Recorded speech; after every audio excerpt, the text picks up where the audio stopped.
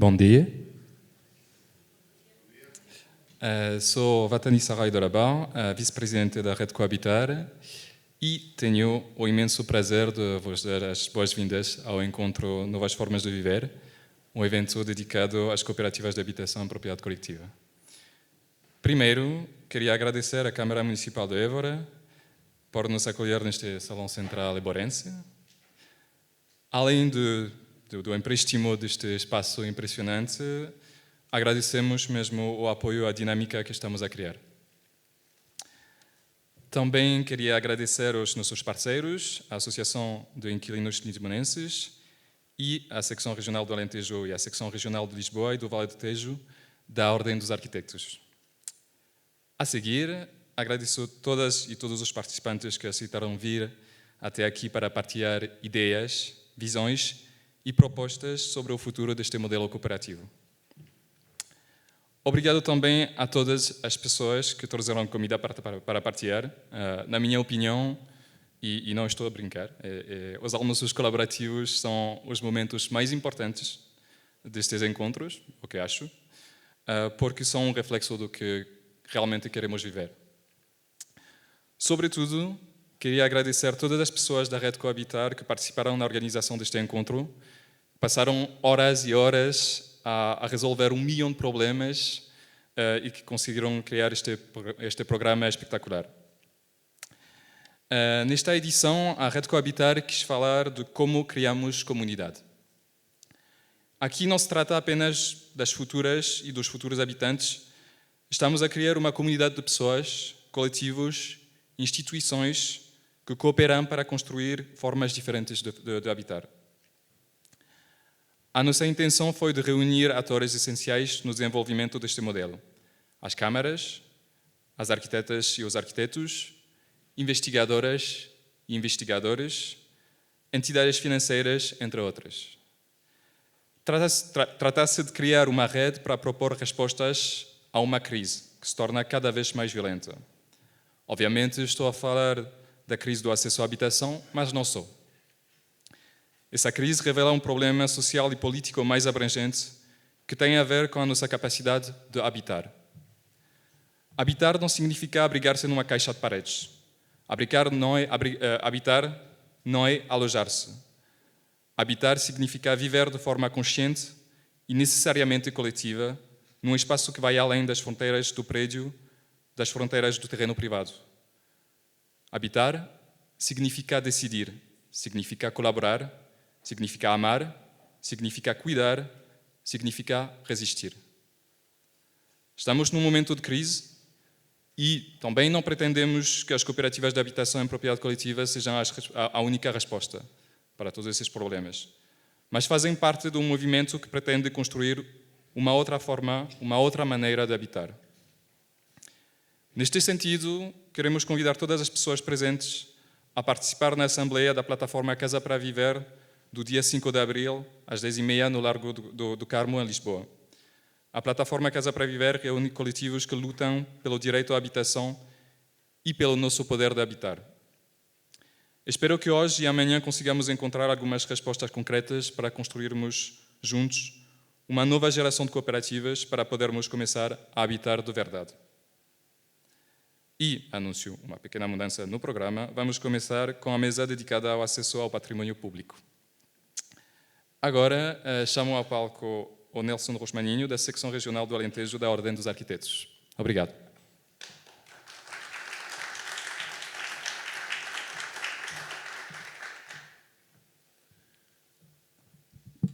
Bom dia a todos.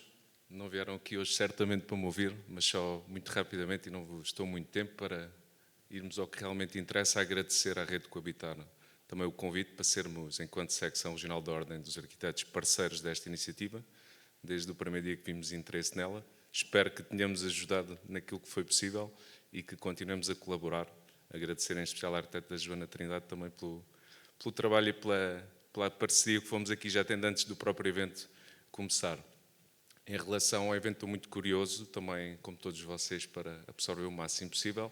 Não sei se são novas formas de viver ou recuperar formas que já foram usadas, digamos assim, para se viver bem. Eu diria que como estamos neste momento, se calhar estamos mais a sobreviver do que a viver. E a arquitetura é fundamental para essa consciência do lugar privado, do lugar público, para também conseguirmos viver em comunidade. Portanto, o espaço público, o espaço privado tem que ter arquitetura. As pessoas também têm que ter consciência da importância da arquitetura na sua vida e na sua felicidade. Ela molda completamente o nosso dia-a-dia. Essa é a nossa missão, fazer perceber isso. Também contamos com a Rede Coabitar para nos ajudar nesta missão de evangelizar toda a sociedade para a importância da arquitetura. Acreditamos que não o fazemos só por ser arquitetos, as pessoas todas têm a ganhar com consciência da importância da arquitetura na sua vida. Eu não me alongo mais, agradecer mais uma vez o convite, desejar a todos os participantes ativamente, ou quem esteja aí também sentado a assistir, 2 dias excelentes de muita partilha e muita aprendizagem. Obrigado.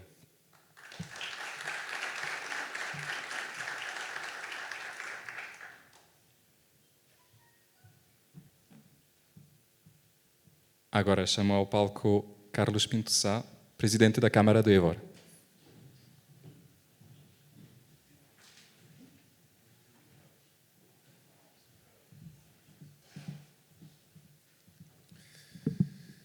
Muito bom dia a todos. Antes de mais, peço desculpa porque estou aqui um pouco congestionado, como podem verificar, mas não quis deixar de participar neste encontro que considero de relevo. Antes de mais, desejar as boas-vindas a Évora, a quem não é de Évora e que fez este percurso até Évora. É sempre um prazer receber-vos aqui e, naturalmente, apesar do tempo parecer mau, eu digo parecer porque nós no Alentejo precisamos de água, de maneira que temos sempre este dilema entre o bom tempo e a falta de água, a escassez de água, que é, aliás, um problema de futuro. Arriscamos-nos, nas próximas décadas, a perder entre 28% a 40% das reservas de água do Alentejo, portanto, não é propriamente um problema conjuntural. Bem, mas o que interessa aqui, naturalmente, é tratar do tema que aqui nos traz. E permitam-me, então, algumas notas. Não gosto apenas de fazer intervenções de circunstância, apesar de, mesmo na abertura deste tipo de encontros. Antes de mais, agradecer à rede, naturalmente, a escolha de Évora, o vir até Évora e, naturalmente, a nossa disponibilidade de colaboração com a rede. O tema que é aqui colocado, que é importante, e porque hoje, de facto, estamos perante uma crise, e quem falou disse bem, eu acompanho essa ideia, uma crise de acesso à habitação, que não é só uma crise em Évora, não é só uma crise em Portugal, é uma crise que já se está a espalhar pela União Europeia e está a chegar, aliás, a outros pontos do mundo. Estive há pouco tempo no Canadá, no Quebec, e também constatei problemas de habitação no Canadá. E, portanto, deixo aqui algumas reflexões sobre a matéria e vou falar de alguns dados que estou a citar de cabeça e, portanto, se falhar alguma coisa, perdoar-me-ão. Nós, em 25 de abril de 1974, quando aconteceu a Revolução de 25 de abril de 1974, nós tínhamos em Portugal um gravíssimo problema de habitação. Faltavam, em Portugal, 800 mil casas.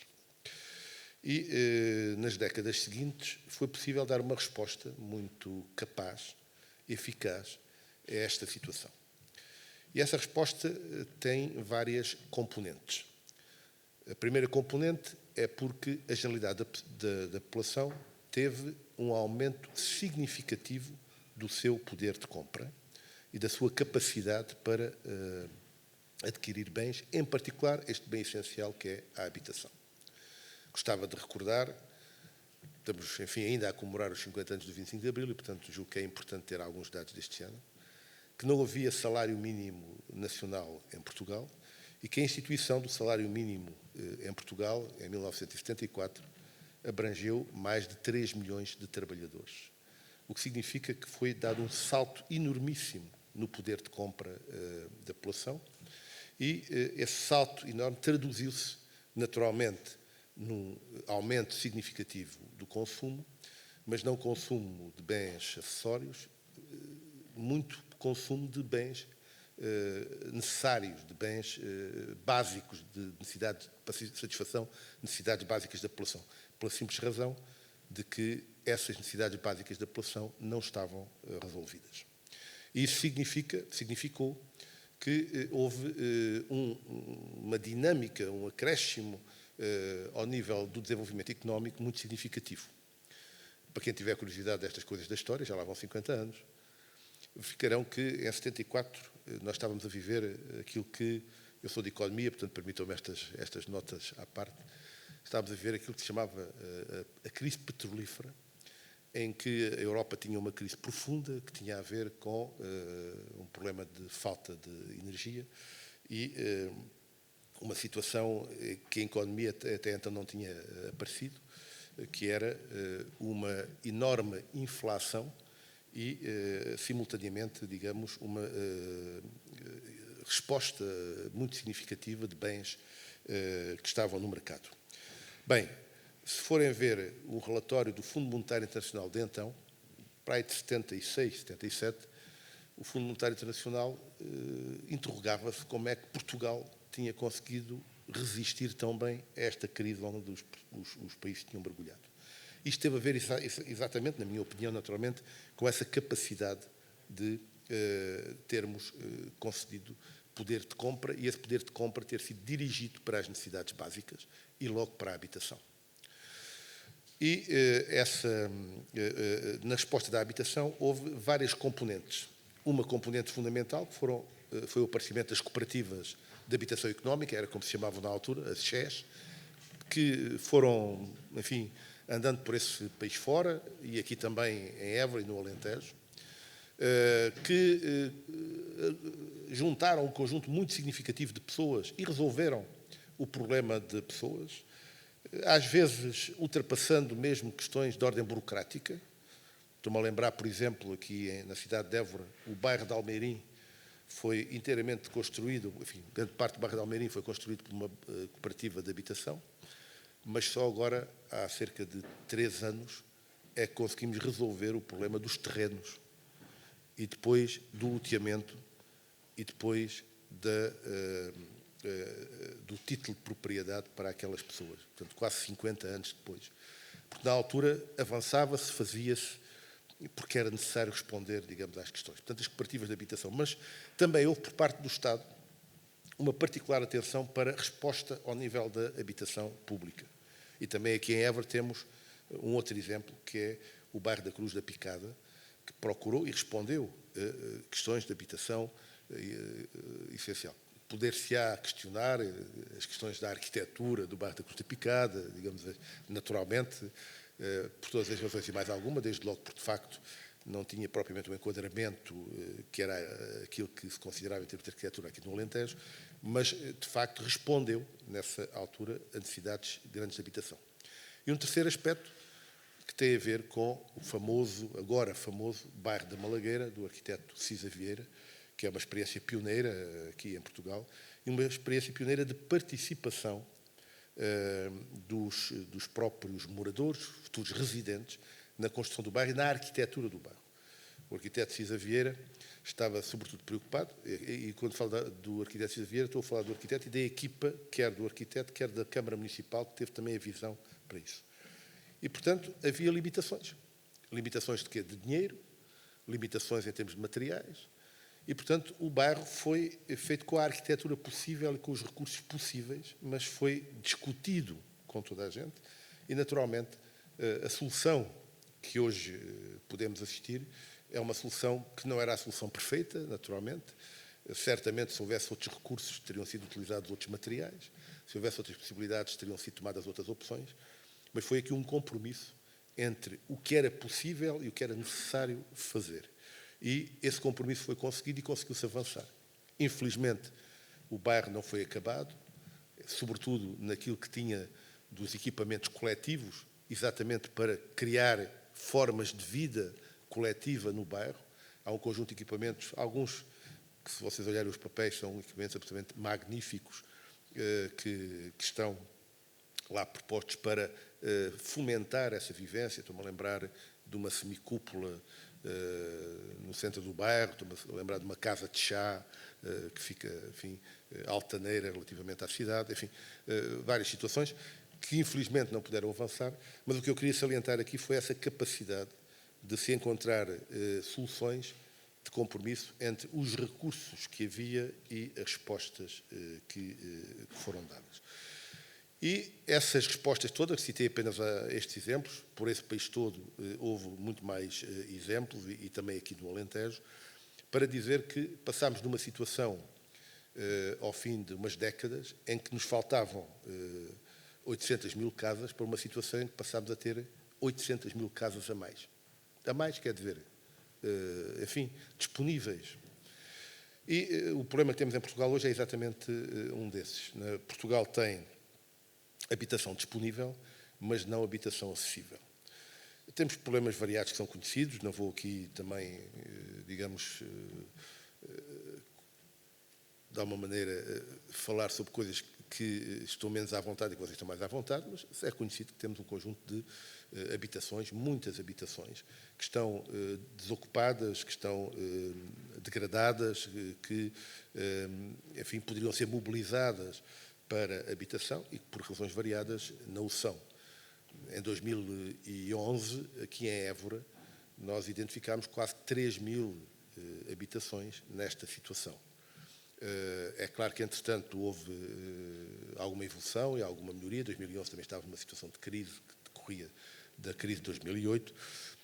Foi possível recuperar muita habitação em vários pontos, nomeadamente aqui no centro histórico, mas o que é verdade é que surgiram outros fatores que puseram em causa, digamos, o acesso à habitação. Eu gostaria de salientar que, face à situação de crise que temos, eu julgo que tem que haver uma aposta muito significativa na habitação pública e, eventualmente, também na habitação cooperativa. Tenho para mim que esta crise de habitação tem a ver, sobretudo, com a generalização dos mercados do imobiliário em termos internacionais. Isto é, nós hoje, os preços que temos hoje em Évora e noutros pontos do país, não são preços criados no mercado local, nem no mercado regional, às vezes nem no mercado nacional, mas são preços que decorrem exatamente do mercado imobiliário internacional e dos atores. Eu chamo-lhe atores, não chamo investidores, porque muitos destes atores são especuladores do ponto de vista imobiliário, que atuam no mercado imobiliário. Isto significa que há hoje um conjunto de estruturas imobiliárias, várias, fundos imobiliários, outros, que atuam no mercado, compram e vendem habitação pela simples vantagem de lucro financeiro. E muitas destas estruturas nem sequer conhecem onde é que estão os prédios, não sabem sequer onde é que os prédios estão. Nós aqui em Évora, por exemplo, se forem ver as reuniões de Câmara onde passam as questões dos direitos de preferência, porque a Câmara tem direito de preferência sobre prédios no centro histórico, infelizmente não tem dinheiro suficiente para adquirir alguns desses prédios que seriam interessantes, mas verificarão que ao longo destes anos nós temos 2, 3, 4, 5 vendas do mesmo prédio, cada vez com um valor mais elevado, que é apenas, digamos, para o lucro financeiro entre estruturas. Situação, aliás, que deu origem nos Estados Unidos, que depois passou para a Europa, à crise de 2008, a chamada crise do subprime, porque esta situação vai andando, naturalmente. Olha, toma lá, vende e tal, ganho tanto e tal. Isto é feito nos mercados internacionais ou em mercados sem saber sequer o prédio, até que alguém se lembra de perguntar, deixa-me lá ver qual é o prédio, onde é que eu comprei aquele prédio. Depois, quando vai à procura do prédio, verifica que aquele prédio não vale 100, mas vale apenas 20. E, portanto, depois a coisa desmorona e cria-se a tal bolha imobiliária. Portanto, temos um problema de mercado que não é regulado em termos locais nem nacionais, tem, digamos, uma dimensão internacional. Isso significa, a meu ver, políticas públicas, políticas governamentais, eu diria até políticas da União Europeia, que tivessem capacidade para intervir no mercado imobiliário que está completamente desregulado e sem qualquer acompanhamento. E este é um dos principais problemas que, a meu ver, temos. Há depois um segundo problema, que difere de cidade para cidade, que tem a ver com o impacto do aumento significativo do turismo e da procura de habitação para turismo, chamados alojamentos locais, entre outras situações. Nós aqui em Évora temos muitos alojamentos locais. No Centro Histórico de Évora temos cerca de 170 alojamentos locais, mas não tivemos aqui um problema grave relativamente à questão da habitação de alojamento local, porque uma boa parte dos alojamentos locais que foram criados em Évora utilizaram edifícios que estavam abandonados ou degradados. Não aconteceu sempre assim, mas, digamos, uma boa parte aconteceu isso. Ou seja, numa boa parte dos casos não houve uma pressão para expulsar os residentes, para pôr os residentes de fora. Portanto, não tivemos propriamente esse problema, o que não quer dizer que não tínhamos um problema de pressão sobre os atuais residentes, já tínhamos anteriormente, sobre os atuais residentes no Centro Histórico, porque, naturalmente, uma das questões que também pretendemos é que o Centro Histórico de Évora mantenha residentes, mantenha formas ativas de vida coletiva, de vida social, de vida do espaço público, que é absolutamente importante. E, portanto, eu julgo que temos, naturalmente, que ter uma política governamental que tenha a coragem de enfrentar estes problemas. E o que está proposto neste momento, as medidas que estão propostas, não vão resolver o problema da habitação. Eu acho que essa é uma questão que deve ser discutida, quer dizer, os chamados planos locais de habitação, as estratégias locais de habitação, o primeiro direito, etc., raspam o problema, ou se quiser, tocam o problema, respondem a algumas questões, mas não vão resolver o problema, porque o problema de fundo é este que aqui acabei de dizer, na minha opinião, e, portanto, tem que haver, de facto, políticas governamentais que assumam o olhar para o mercado e que tenham a capacidade de intervir no mercado para limitar, sobretudo, a especulação imobiliária internacional que temos. Um outro aspecto importante é que, dentro desta política pública, tem que haver, de facto, investimento público significativo. Nós, primeiro que tudo, aqui um dado que é importante, que eu me esqueci de referir há pouco, por causa desta questão de faltam casas ou é o problema do acesso à habitação. Portugal tem um rácio da população por habitação que é dos mais altos da Europa. Estou a citar de cabeça. O rácio na União Europeia é cerca de 1,17 de habitação por habitante. Em Portugal é 1,47. Portanto, o rácio é substancialmente superior àquilo que é a média da União Europeia. Isto significa que, cá está, temos que olhar, enfim, o porquê desta situação. Porquê a habitação pública e porquê a necessidade de intervir na habitação pública? Desde logo, exatamente, porque é a habitação pública que pode intervir de uma forma muito significativa no mercado e oferecer habitação a estratos diferentes da população. E já agora, se me permitem, esta ideia de que nós não temos apenas um problema geral de acesso à habitação, temos problemas que vão por grupos específicos de habitação. Nós temos ainda falta da chamada habitação social. Em rigor, não devia haver habitação social. O que devia haver era as pessoas terem rendimentos para aceder à habitação. E, portanto, o problema da resposta à habitação social é apenas porque as pessoas não têm rendimentos suficientes para a habitação. Não devia haver habitação social. Enfim, alguma, eventualmente, para casos específicos, mas o que deveria haver era as pessoas terem capacidade para poderem arrendar ou adquirir a sua casa. Mas temos a questão da habitação social, continuamos a ter graves problemas de habitação social, porque temos em Portugal um nível de pobreza que atinge cerca de 1/5 da população. Temos depois uma outra camada da população que trabalha, mas cujos rendimentos também não são suficientes para conseguir arrendar ou comprar habitação. É um pouco aquilo que se costuma dizer, a pessoa está a trabalhar e a empobrecer quando está a trabalhar, portanto tem essa capacidade para fazer aceder a esses bens. Depois temos, digamos, um outro tipo de problemas que, por exemplo, sentimos aqui muito em Évora. Nós temos a área económica, felizmente, a crescer de forma significativa. Nos últimos 10 anos, duplicámos a dinâmica económica em Évora. Passámos de uma economia que produzia cerca de 420, 430 milhões de euros por ano para uma economia que está neste momento perto dos 900 milhões por ano. E aumentámos os postos de trabalho em cerca de 30%. foi um valor absolutamente significativo, não é muito conhecido. Bem, isto significa que temos naturalmente muita gente que vive à volta do Concelho de Évora, que vem de outros concelhos, mas temos muita gente, muitos trabalhadores que gostavam de fixar aqui e não conseguem encontrar formas de fixar aqui.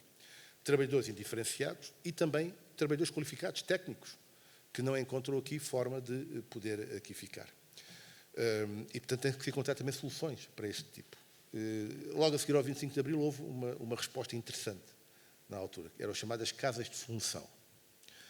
Évora teve aqui umas dezenas de casas de função e nessa altura vieram para aqui médicos, arquitetos, enfermeiros, professores e, curiosamente, eram casas de transição, naturalmente, eram casas onde a pessoa ficava 3 anos no máximo e depois tinha que abandonar a casa, mas era uma casa a um valor acessível.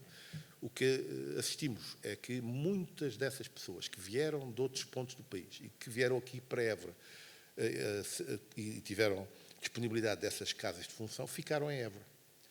Hoje temos aqui um conjunto de profissionais da saúde e de outras áreas que estão a reformar-se neste momento e que vieram para Évora nessas condições.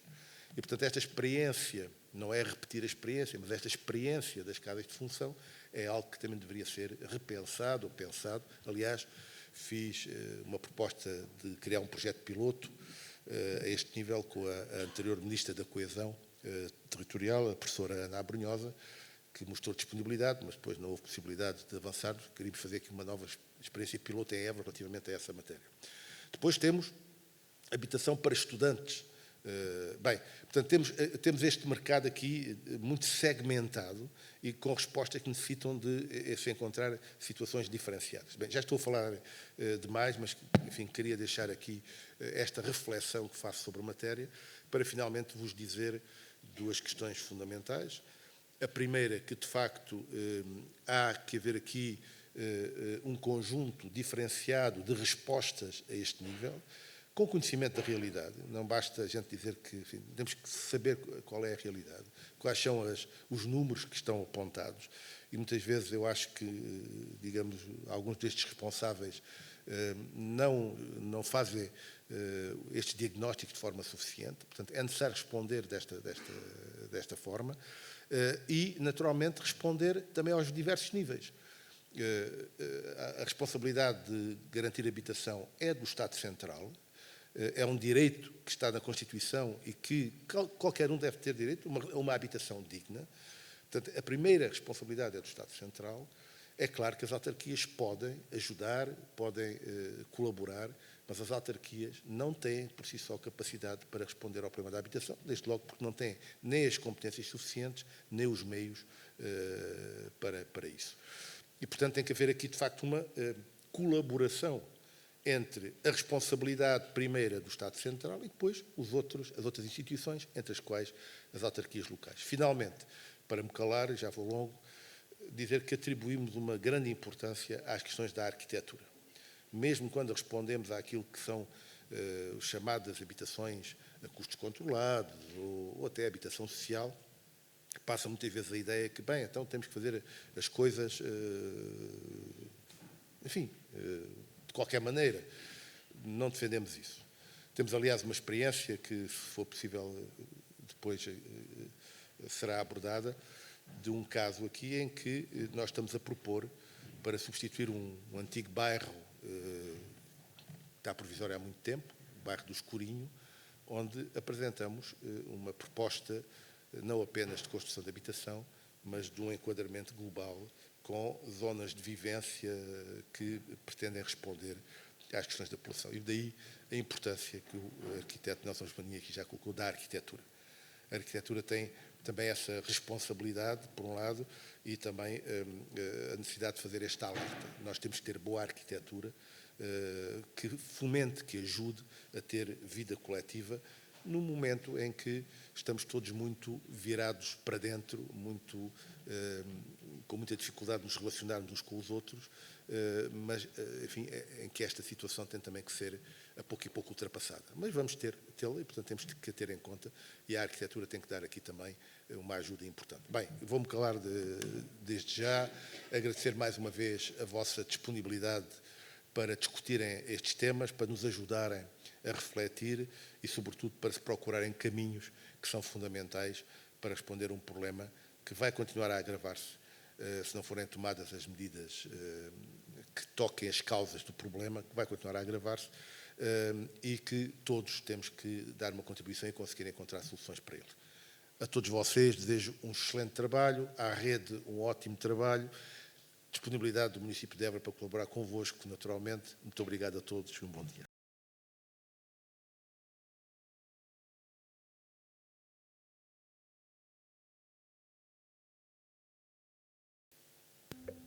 Agora sim? Muito bem. Bom dia a todos. Eu chamo, então, os meus colegas de painel, o Daniel Santos Jesus, e enquanto ele se encaminha, eu vou fazendo uma breve apresentação. O Daniel é professor auxiliar e investigador do Centro de Investigação em Arquitetura, Urbanismo e Design da Faculdade de Arquitetura da Universidade de Lisboa. O Jorge Gonçalves não está. O Jorge vem mais lá acima. Ora bem, o Jorge é professor auxiliar e investigador do CITUA, que é o Centro de Inovação em Território, Urbanismo e Arquitetura do Instituto Superior Técnico da Universidade de Lisboa. O Gonçalo, que está já aqui à mão, o Gonçalo Folgado, que é investigador e arquiteto do Centro de Estudos de Arquitetura, Cidade e Território da Universidade Autónoma de Lisboa, e a Joana Pestana Lages, que é investigadora e vice-diretora do Dinâmia 7, do Centro de Estudos sobre a Mudança Socioeconómica e Territorial do ISCTE. E acho que estamos todos, não é? O professor Riacho Pinto teve alguma questão que não irá poder estar. E na verdade,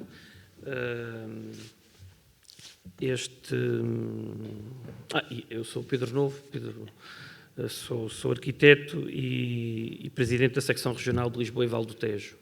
Ora, a minha presença aqui deve-se, mais do que os caros representantes de cada um dos centros de investigação, deve-se por uma iniciativa que eu acho que em boa hora a secção regional de Lisboa e Vale do Tejo teve no início do seu mandato, em criar uma rede que pudesse agregar todos os centros de investigação da região de Lisboa e Vale do Tejo.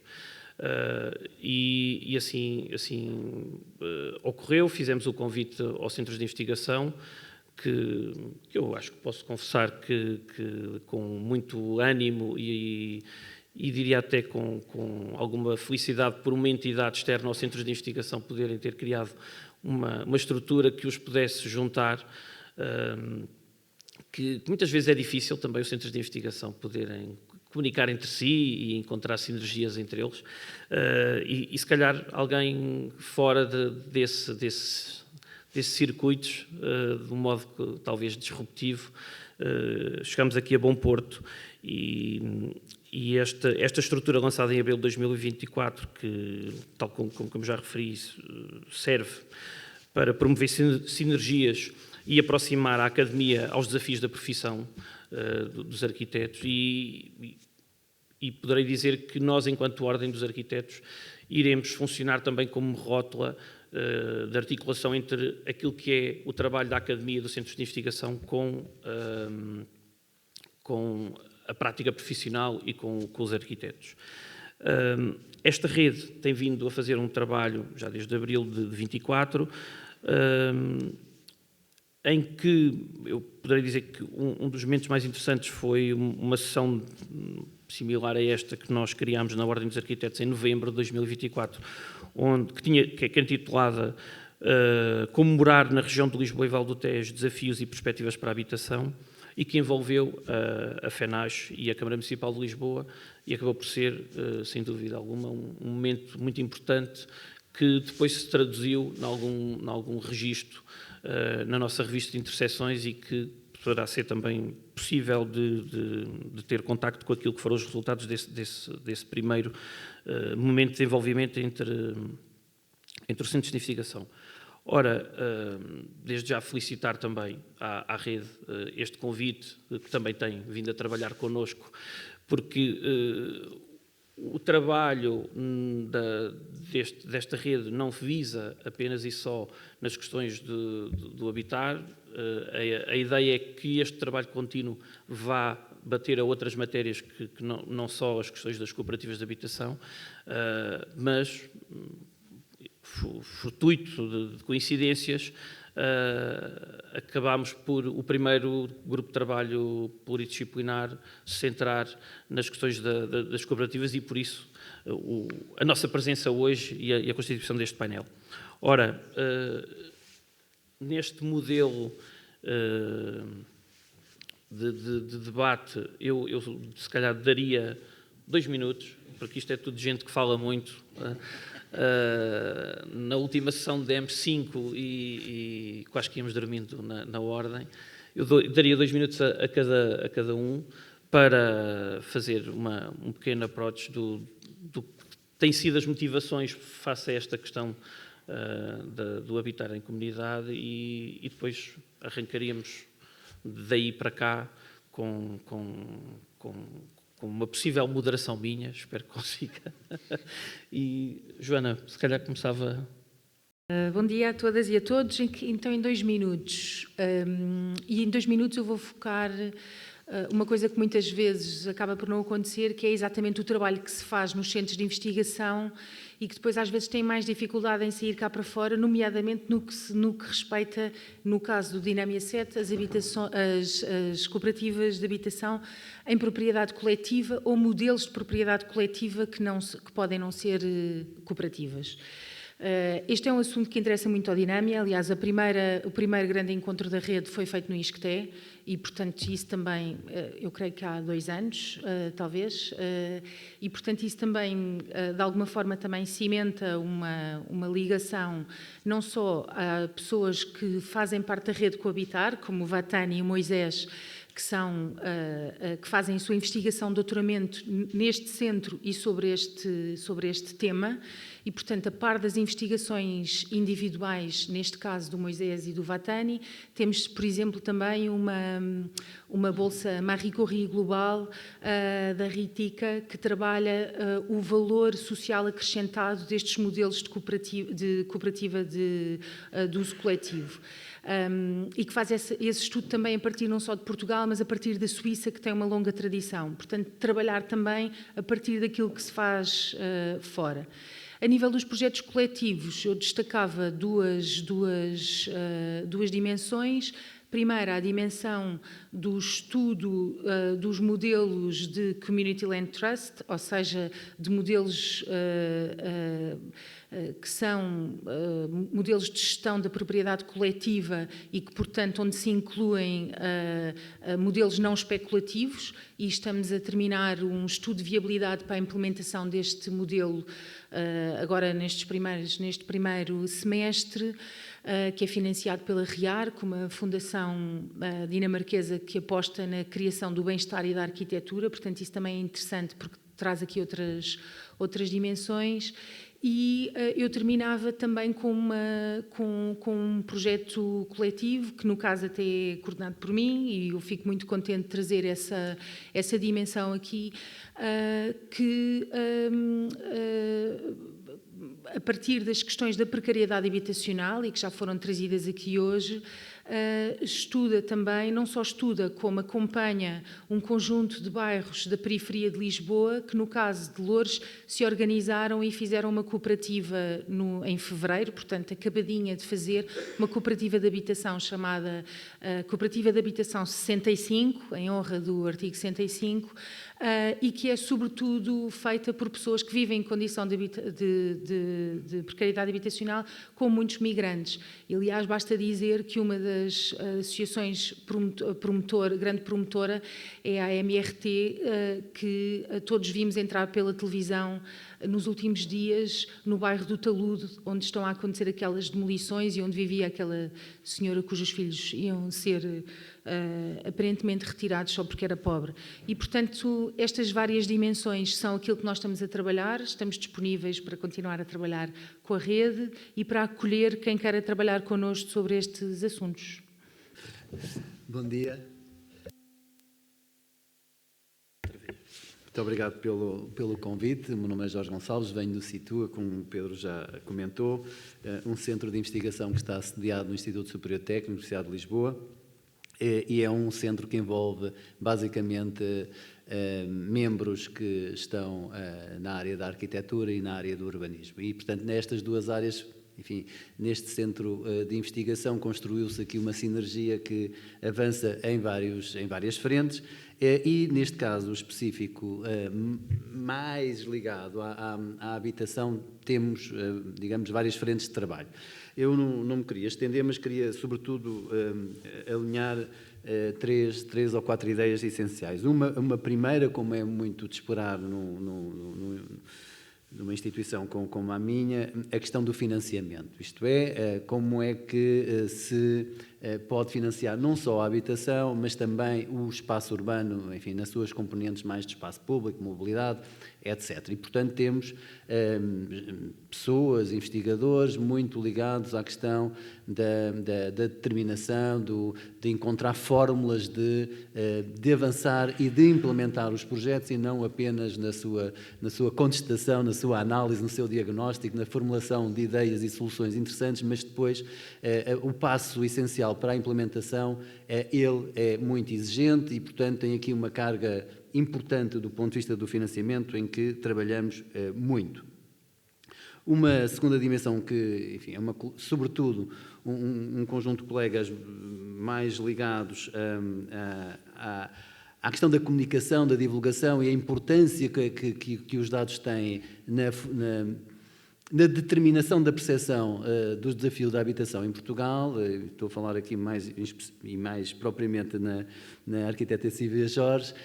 Ela está envolvida com o arquiteto Aitor, a arquiteta Helena Roseta, num site que organiza um conjunto muito diferenciado de informação e que eu gostava aqui de deixar, que é o Contador, em que podem encontrar muita informação relativa à concretização do PPR, na sua componente mais ligada à habitação, mas também de políticas e de programas, e eu acho que é claramente um portal que eu acho que toda a gente que navega nestas águas, pelo menos deveria ter um contacto para perceber se os pode ajudar ou não, e eu imagino bem que sim.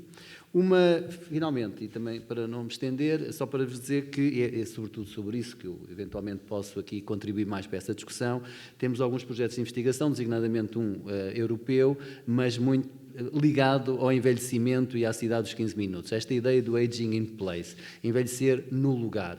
E, portanto, esta relação entre habitação, edifício, espaço público e cidade, portanto, há aqui várias escalas envolvidas neste projeto, em que temos vários investigadores, eu sou o coordenador na dimensão nacional, e temos vários, enfim, países envolvidos, Holanda, Países Baixos, Suécia, Turquia. E é um trabalho que está a começar agora e que nos vai, enfim, tomar por 3 anos o tempo e a energia, mas que eventualmente posso trazer aqui mais algumas considerações depois.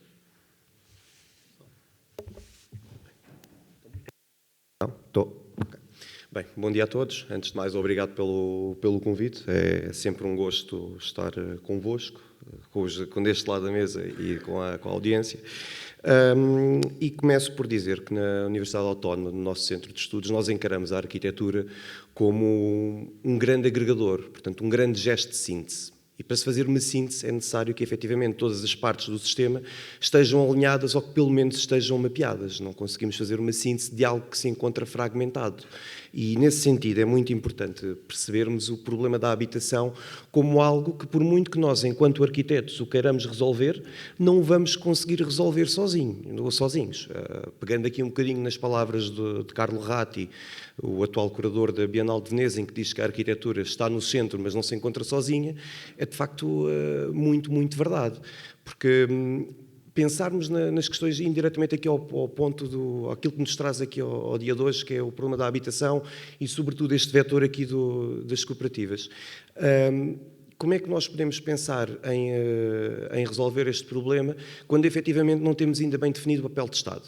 A desmantelação das empresas públicas de construção contribuíram em muito para aquilo que é o agravamento do custo do metro quadrado, porque de repente vimos-nos cativos de um conjunto de interesses imobiliários que já aqui foram falados e que, de certo, aumentam aquilo que é o valor de construção e, por consequência, o valor de venda ao público. Mais ainda, por muito que esta cultura do mérito seja laureada, efetivamente a descredibilização de outros ofícios, daqueles que não tenham inerentes assim um canudo, portanto, arquitetos, engenheiros, advogados, economistas, são todos muito valorizados na nossa sociedade, mas efetivamente a argamassa que faz a coisa fluir e que efetivamente que constrói habitação, empreiteiros, canalizadores, eletricistas, malta que mete literalmente a mão na massa, é efetivamente uma das frentes em que nós não estamos a conseguir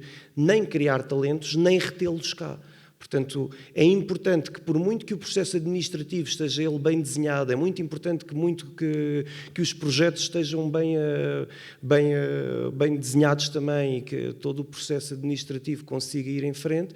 Se nós não tivermos todas estas questões, pelo menos sinalizadas, dificilmente este problema será resolvido. O papel da universidade neste campo pode trabalhar não só nesta sinalização, mas também naquilo que é a geração de conhecimento, no cruzamento e na integração de das diversas áreas do saber, para aquilo que pode alavancar e pode servir de base consistente para a geração de políticas públicas, de programas e, consequentemente, de projetos. E tenho dito. Perdão, bom dia a todos. Como o Gonçalo, evidente, é um gosto de estar aqui. Eu venho aqui em nome do Centro de Investigação do CIAUD, da Faculdade, sediado na Faculdade de Arquitetura, mas com polos disseminados um pouco por todo de sul a norte do país. Mas eu venho nessa representação, mas eu queria trazer aqui à mesa um tema que tem a ver com a formação dos arquitetos. Portanto, sou professor, sobretudo, para além de investigador, e aqui falo na formação dos arquitetos e depois nas derivadas no domínio da investigação. E então eu vinha trazer aqui à mesa uma percepção de que tenho, ou de que constato que há um conjunto de alunos que cada vez mais materializam uma linha de pensamento na universidade sobre a qual eu diria que estão mais interessados na questão dos direitos, da constituição dos direitos, do que propriamente na produção de edifícios. Eu sei que isto pode parecer uma heresia vindo de um professor de arquitetura, mas, de alguma maneira, esta percepção que eu tenho, está baseada em alguns dados, mas interessa, podemos ficar aqui, é com muita satisfação que eu testemunho que alguns dos meus alunos, não é, sou professor no 5º ano, estão, como é que eu ia dizer, inspiracionalmente envolvidos nestes processos. Não é? Tenho alunos meus que têm trabalhado, sobretudo, nestas dinâmicas, investigam depois investigam e entram em territórios de problematização neste domínio, e eu procuro incentivar isto no 5º ano, enfim, acarinho um tema denominado arquitetura e ideologia. Eu acho que este tema é um tema legítimo de abordar no contexto do ensino da arquitetura, porque eu acho que quando se constrói habitat, constitui-se cidadania. Ou seja, há uma relação entre a produção das casas e um lugar justo para viver e a possibilidade dos sujeitos políticos se poderem autonomizar e ser melhores cidadãos. E, da mesma maneira, acho que quando se destrói habitat, também se destrói a cidadania. E acho que as pessoas que promovem a destruição da habitat, e isto agora não vou especificar, mas estamos todos conscientes daquilo que é o nosso presente, eu acho que há a ideia da destruição, que também faz parte da produção do espaço. A destruição tem que ser vista como uma espécie de lado B da ideia da produção do espaço. Também há a percepção que ela destrói cidadania, destrói coesão entre as pessoas, destrói a possibilidade de combate. E fica por aqui. Eclético daquilo que foram os temas aqui assinalados, foram este momento-chave que foram aqui lançados, e E era isso, a ideia é o caminho desta conversa ser construído daí para cá, e nessa medida lanço o repto às questões, porque eu acredito que há de haver muitas, porque eu vi muita gente a tomar notas.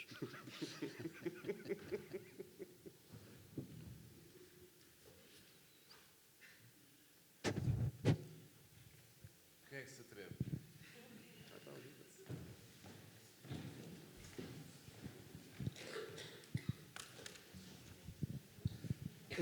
Bom dia, o meu nome é Bernardo, faço parte da rede Coabitar.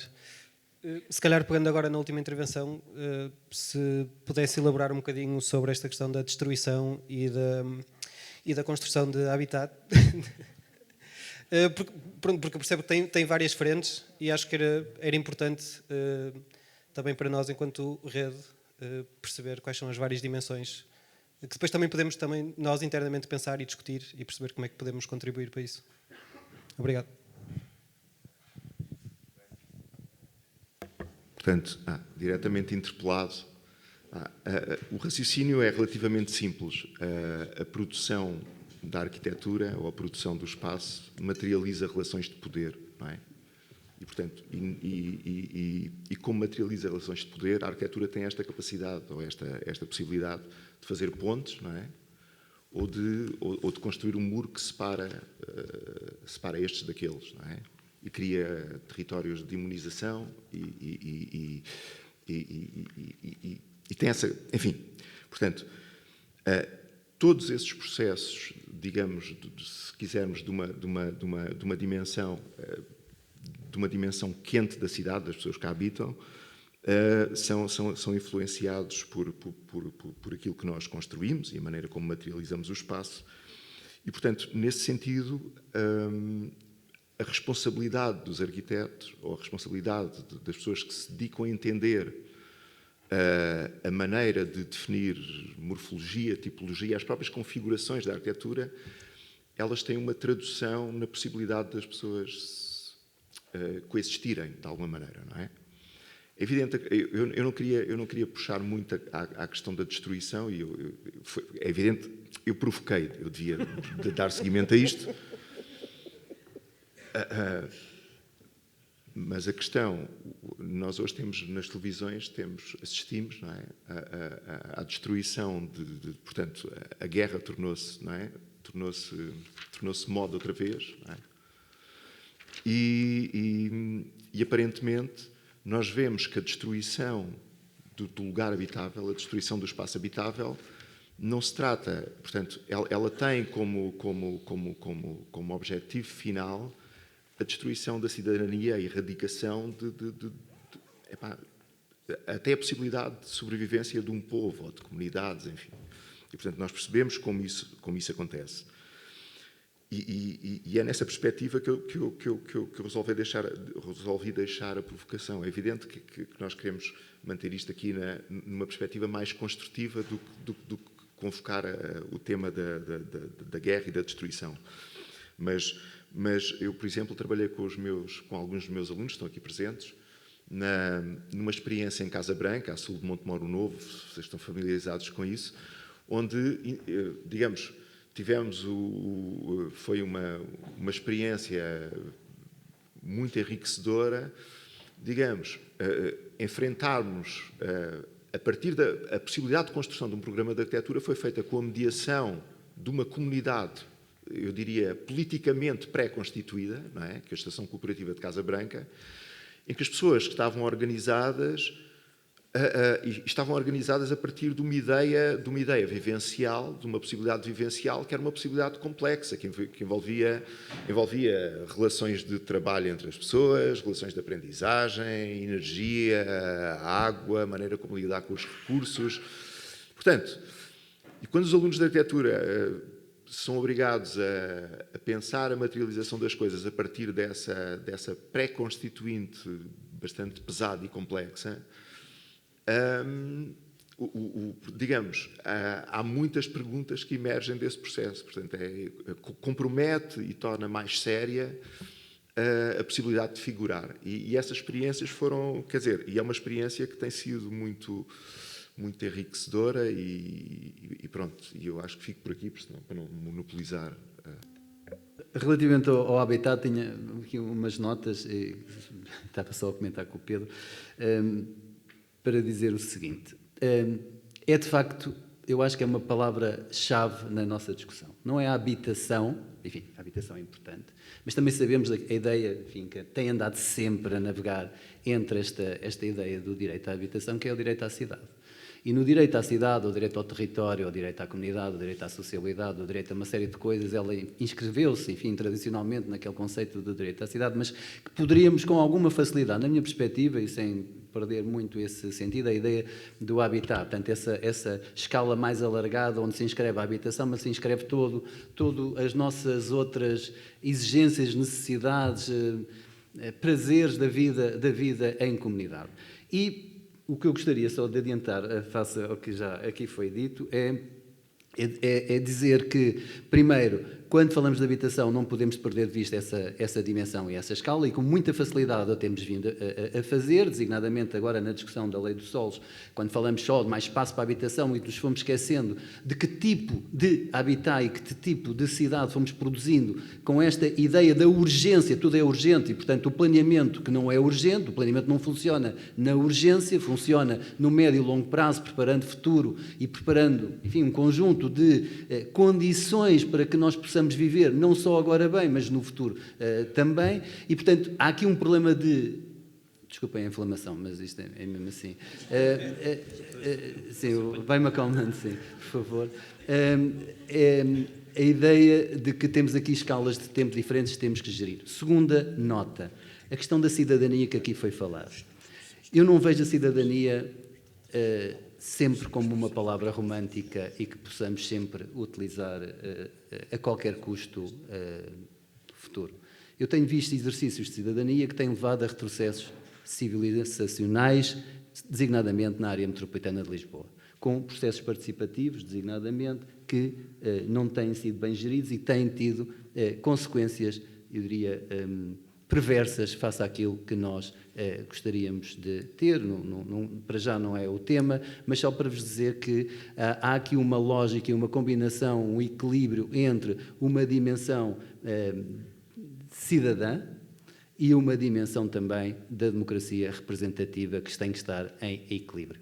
E é destas duas dimensões, quer de tempo, quer na relação também do cidadão com o exercício do poder, que eu acho que pode-se jogar também a construção do habitat. Finalmente, uma nota para que, quando falamos de habitat, falamos de uma população em termos gerais. Na verdade, ela está segmentada quase até ao infinito. Como é que nós trazemos todas essas expectativas, diferenças para um habitat, se quiserem, para uma vida no coletivo, tem sido um desafio muito grande e nem sempre temos sido bem-sucedidos nessa missão. Depois poderemos falar nisso mais à frente, se for caso disso. Sim. Posso? Claro. Bom, então a questão que eu ia, Luís Mendes, do IGOT, a questão que eu ia levantar até, de certa forma, já foi respondida pelo Gonçalo e pelo Daniel, e eu gostaria de ouvir também o Gonçalo, não é? Desculpa, o Jorge, já foi respondido pelo Jorge e pelo Daniel, gostaria de ouvir o Gonçalo e a Joana relativamente à tese que nos trazem, e, portanto, ao vosso tema-chave, à forma como o contributo da vossa investigação, que contributo é que tem vindo a dar, não é? Para a questão do direito à habitação e ao habitat. Em que medida é que vetores é que vocês destacariam na vossa investigação e que conclusões relativamente à relação aqui ao tema do seminário, não é? Estas novas formas colaborativas, cooperativas de viver, de habitar, sempre numa perspectiva crítica, todo o painel é bastante crítico, no sentido não especulativo, não mercantil, e eu acho que também isso forja este seminário e a Rede Coabitar foram forjados num movimento de luta e de crítica relativamente a uma forma opressiva e hegemónica, e isso tem que ser chamado aqui ao centro da sala, que se chama capitalismo. Esse modo de produção capitalista, ele produz uma forma de cidade há pelo menos 2 séculos muito específica, muito concreta, cujo objetivo é o valor de troca e não o valor de uso dos espaços.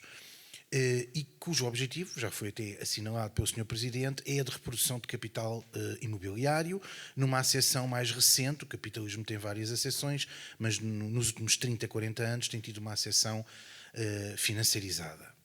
E como é que o vosso trabalho, que é um trabalho que eu conheço de investigação muito crítico, contribui para lançar, reforçar os fundamentos destas novas formas colaborativas de viver e mais, como é que, no caso da Joana, desenvolver a questão, se ela quiser muito rapidamente, que isto é muito difícil, não é nenhum caderno nem caros complicado, sintetizam, também faz parte do investigador sintetizar, que é o contributo para o cuidado e para a questão do coletivo, da coletivização do território e até de alguma regularização fundiária nesse sentido, numa acessão não mercantilizada, portanto desmercantilizada e desfinanciarizada. Isso é muito importante colocar a tónica.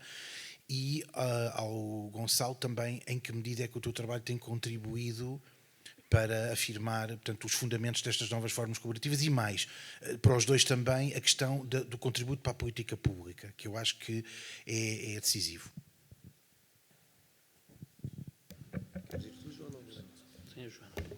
Posso começar eu. Bem, eu veria dois contributos fundamentais. Um é este trabalho a partir dos modelos não especulativos, ou seja, como é que eles se constroem, como é que eles têm, por exemplo, enquadramento a partir da legislação que nós já temos, para não termos, enfim, que idealmente não termos que criar legislação nova, ou seja, eles podem ser adaptados ou não. Depois também uma parte significativa é perceber, a partir destes modelos, nomeadamente desta questão do Community Land Trust, os modelos não especulativos assentes também na cogestão, que é como criar estes modelos de cogestão que funcionam a diversas escalas no território. Portanto, funcionam à escala, digamos, do edificado, que pode ser de um edifício, um pequeno quarteirão, mas temos até exemplos onde isto funciona à escala do bairro. E, portanto, como é que estas diferentes escalas se articulam? Qual é que é o grande centro da investigação?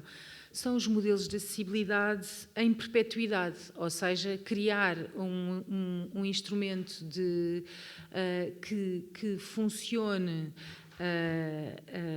em modelos que sejam de habitação acessível, mas que essa habitação acessível permaneça acessível em perpetuidade. E isto parece-me ser a grande questão que se levanta até quando falamos na mobilização de recursos públicos. Portanto, como é que mobilizamos quer património, quer recursos financeiros, subsidiação, etc., para modelos que resolvem quem está hoje em situação de crise habitacional, mas que não hipoteca a questão das gerações seguintes. Isso é uma das dimensões da pesquisa que nos interessa a nós particularmente, porque não é só uma resposta numa escala temporal de agora, é uma escala temporal que, por exemplo, incorpora uma das coisas, e aliás agora até vou pegar aqui no quadro do contador que foi lançado há 2 dias, onde se vê, por exemplo, que no PRR a maior parte do dinheiro do primeiro direito está a ser usado em reabilitação e, sobretudo, em reabilitação até de património público. Portanto, quer dizer, ou seja, portanto, criar modelos que sejam modelos cuja sustentabilidade no tempo se mantenha, nomeadamente até a sustentabilidade da própria manutenção e do próprio cuidar. E, portanto, envolver esta esfera de ação, que não é só numa provisão de habitação assistencialista para quem precisa, mas que tem esta dimensão de um envolvimento e até de uma corresponsabilização e de uma copartilha maior. E, portanto, eu diria que assim são estes... E, portanto, isto tem um contributo, tem um potencial grande de, enfim, contribuir para o desenho e a aplicação de política pública com estes modelos, que eu... quem já me ouviu falar sobre isto, eu pareço um disco riscado, Eu gostaria de realçar que estes modelos que nós estamos a estudar para serem implementados cá são modelos que já foram testados, que têm mais de 50 anos de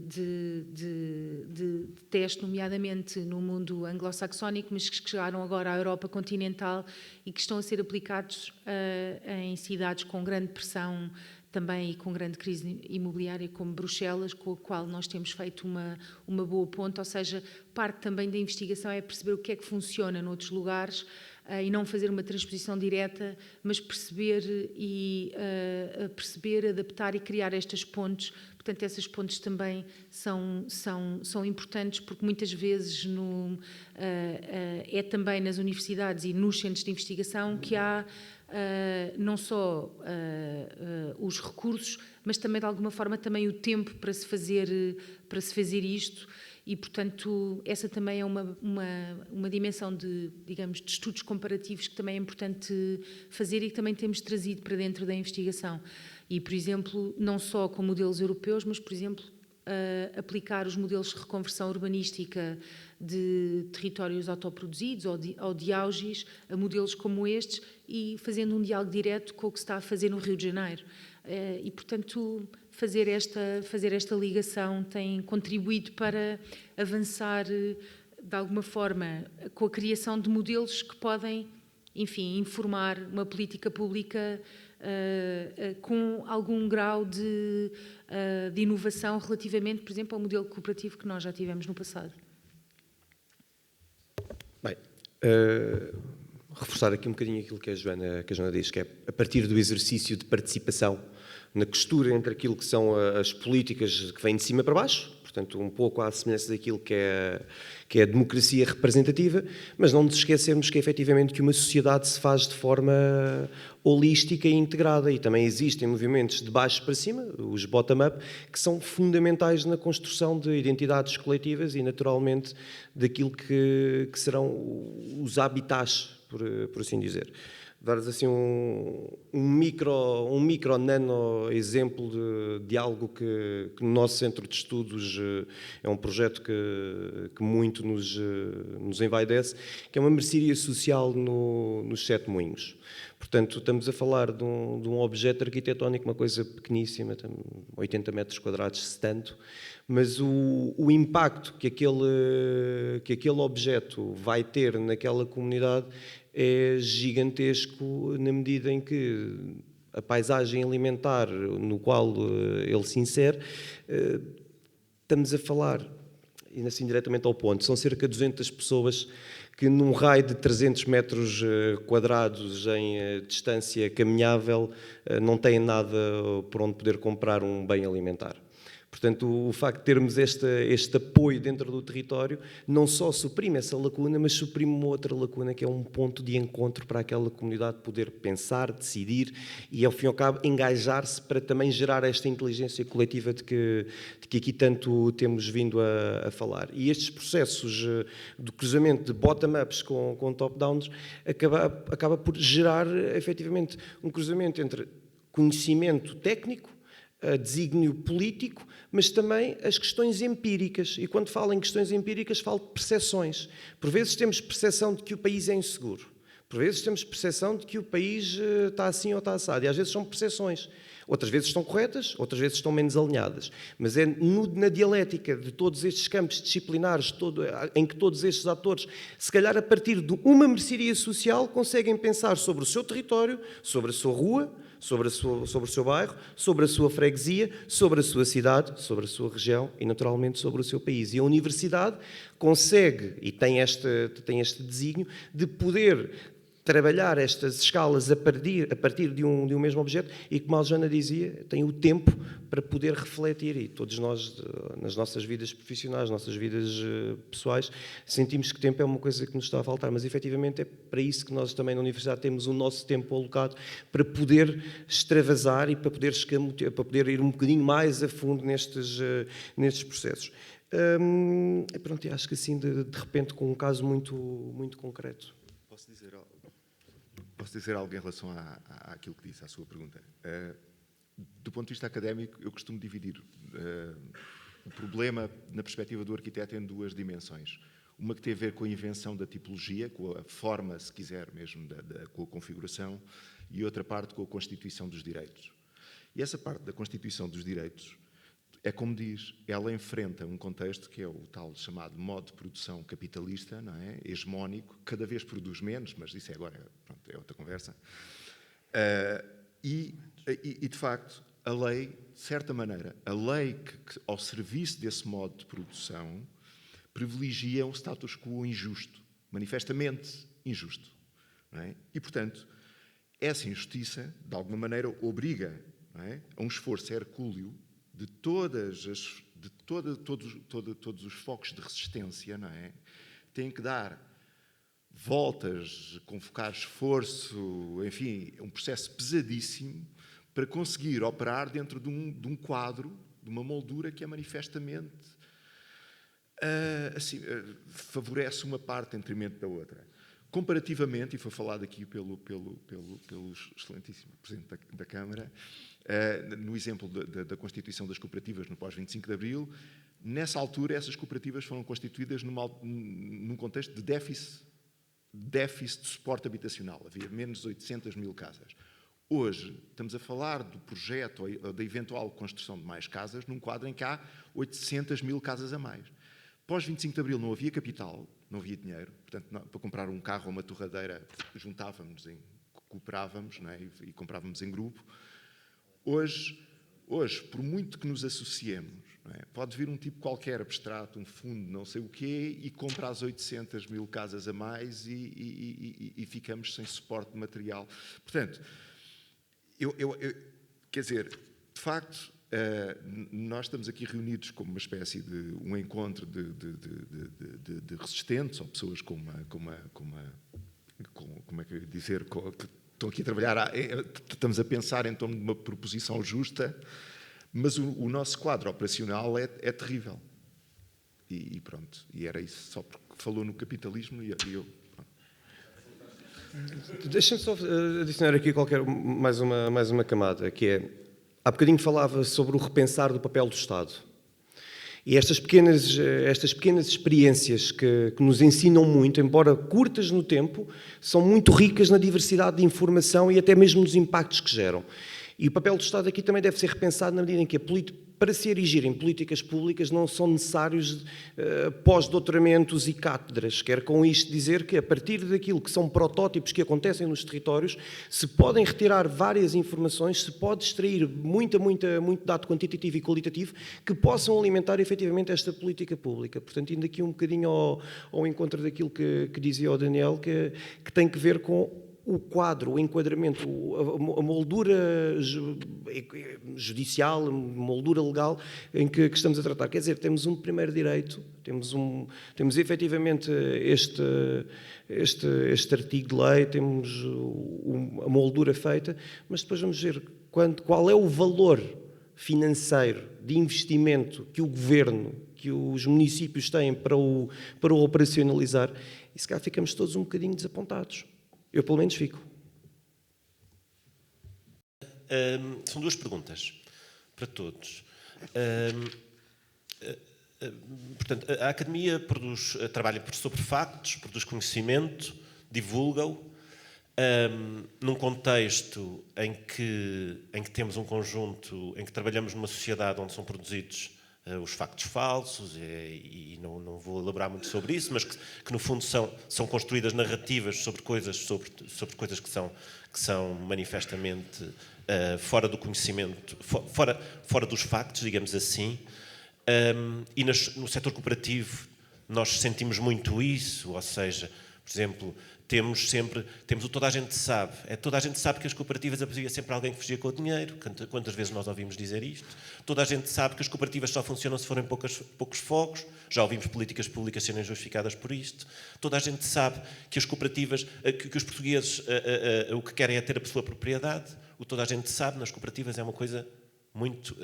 É sempre estamos sempre a tentar desconstruir este tipo de narrativas do toda a gente sabe. Sim, mas isso, e a Academia está também sob ataque, no sentido, nas sociedades do capitalismo mais avançado, onde, inclusivamente, à academia é-lhe retirado, é dito que esses factos que a academia trabalha são factos que estão contra o pensamento hegemónico e é atacada retirando financiamento e de tantas outras formas que nós neste momento assistimos.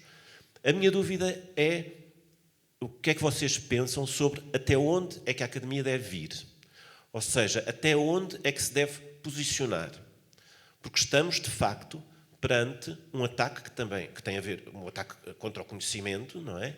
E, portanto, porque a academia tem tentado, de certa forma, ao longo dos anos, ignorar essas construções. E até que ponto é que se deve ou não inscrever como não, isso não é verdade. Esta é a primeira pergunta. A segunda questão, que tem muito a ver também, acompanhando um bocadinho a introdução inicial do Daniel, e tendo em conta que nós partilhamos na Faculdade de Arquitetura ao 5º ano, e eu achar exatamente isto que o Daniel estava a dizer, que nós cada vez mais sentimos a partir dos alunos uma vontade de trabalhar estes temas que vão sendo discutidos aqui. Ou seja, é uma coisa que vem muito dos alunos. E eu gostava de perceber se isso é transversal às universidades, se vocês também sentem, nas outras instituições de ensino superior, nos outros centros, que há maior apetência e maior vontade de trabalhar estes temas que nós vamos estar a discutir nestes 2 dias. Do Tiago são para os 4. Eu permitia e dava-vos a oportunidade de responder às 2 perguntas na ordem que vocês decidirem. Dou-vos essa... democratiza a coisa.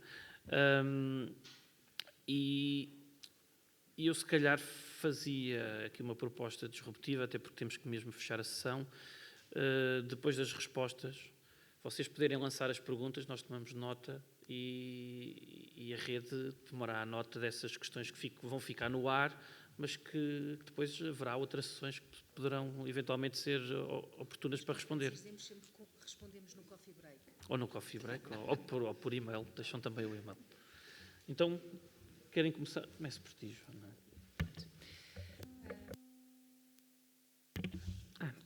Isto é um bocado contraintuitivo, tal como se calhar a questão da academia, que fica vermelho quando está ligado e verde quando está... Ok, pronto. Então, é a ordem.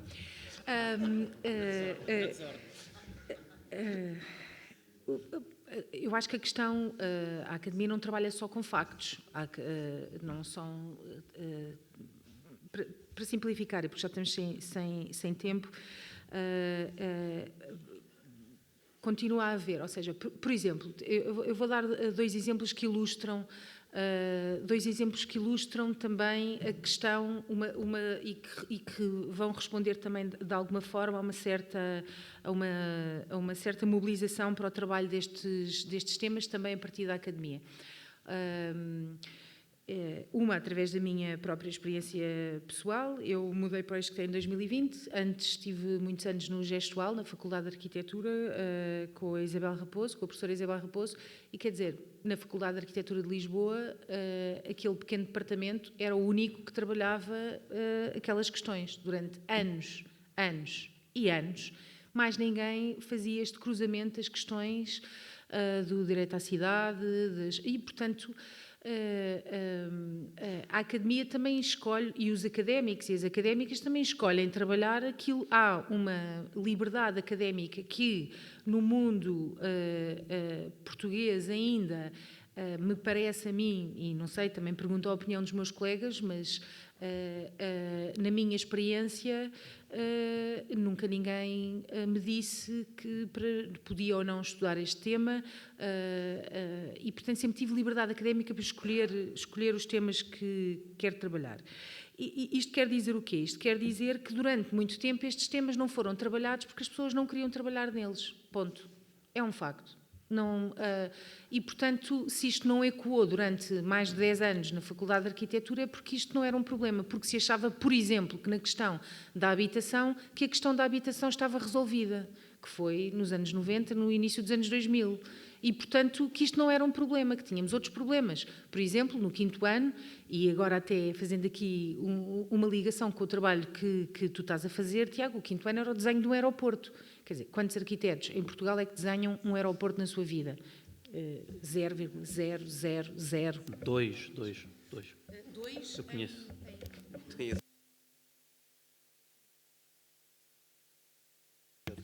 Pronto, portanto, e agora, no 5º ano, na universidade, tu estás a trabalhar com os teus alunos o que é que vai acontecer com os terrenos do aeroporto. Portanto, isto quer dizer não só que o ensino e a investigação estão mais atentos e há uma articulação e provavelmente mais projetos de investigação-ação, no caso da investigação, que é isso que também me traz aqui, mais projetos que estão ligados àquilo que são os problemas reais e que operam a partir de uma realidade, que é uma realidade que até está muito próxima, e isso é bom. É claro que, por exemplo, lembro-me quando a Patrícia Santos Pedrosa escreveu o artigo para os 100 anos, para o livro dos 100 anos do IRU, sobre cooperativas, que não havia muita coisa escrita. Portanto, na realidade, também a questão está em que precisamos de produzir mais e de pensar mais sobre estes assuntos, fazendo uma articulação mais completa possível também entre a investigação, uma articulação entre a investigação e o ensino, até porque há uma componente investigativa também a partir daquilo que é a prática arquitetónica. Portanto, fazer arquitetura é também pensar de uma forma muito informada pelo pensamento científico. Portanto, o que eu diria é que também, de certa forma, também devemos pensar, não culpar só as forças exteriores, que muitas vezes são muito trazidas para o debate, mas, na realidade, isto não nos interessou durante muito tempo. E agora está a interessar. E temos que pegar nisto e trabalhar mais e sermos mais e orientarmos mais alunos que queiram trabalhar estes temas e trazer estes temas para os conselhos científicos, para os cursos, etc.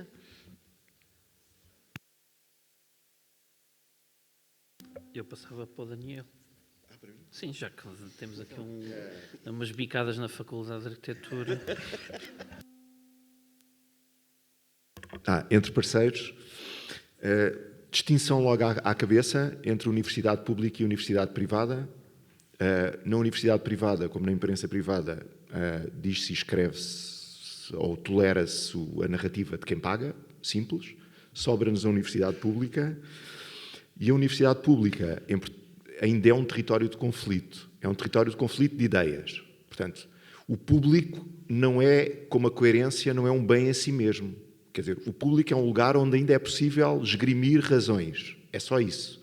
Mas é um lugar que também está, portanto, que também depende, não é? Depende das escolhas que o público à volta da universidade, a sociedade, as escolhas que a sociedade faz politicamente, e, portanto, a própria força do público está carregada dessa representatividade das pessoas, de quem vota, de quem está no poder, tudo isso, não é? Mas concordo com a Joana, na universidade, pelo menos da minha experiência, também vamos podendo construir e estudar e convocar os alunos para os temas que nós consideramos, cada um de nós considera relevantes ou justos num dado momento, e, portanto, no fundo é só isso. Pano para mangas, porque eu represento uma universidade privada e também sinto essa mesma pressão daquilo que é a sociedade, porque, embora sejamos uma universidade privada, não quer dizer que por isso estejamos aliados ao pulsar da sociedade. E por isso é que também estou aqui hoje em representação do Departamento de Arquitetura da Universidade Autónoma de Lisboa, porque estamos naturalmente preocupados... E também vieste o gestual. O quê? E era aí onde eu ia chegar. Porque enquanto estudante da Faculdade de Arquitetura da Universidade de Lisboa, em 2011 estava a passar do 3º para o 4º ano, e eu e o meu grupo de amigos tomámos literalmente um passo, sair da universidade e irmos ao bairro que estava à nossa frente, que era o bairro 2 de Maio. E posso-vos dizer que a experiência é o que me traz hoje aqui, na verdade. E depois de ouvir aulas a fim de debitarmos sobre urbanismo, boas práticas de arquitetura e blá, blá, blá, blá, blá, olhávamos à volta e tudo o que nós víamos não era uma boa prática de coesão socioespacial. Agora, se me perguntarem assim, esse movimento foi-vos estimulado por alguma cadeira em específico? Talvez.